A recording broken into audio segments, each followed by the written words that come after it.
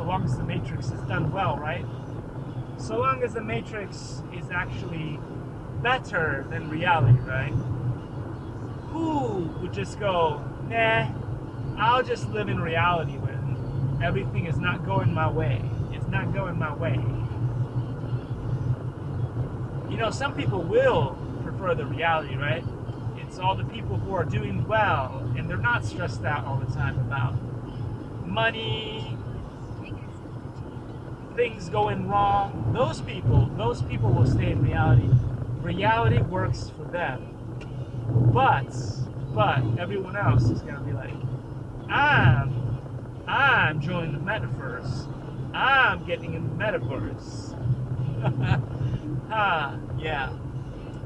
So the issue becomes, who's in charge of the metaverse? Because, you know, we need people to Likey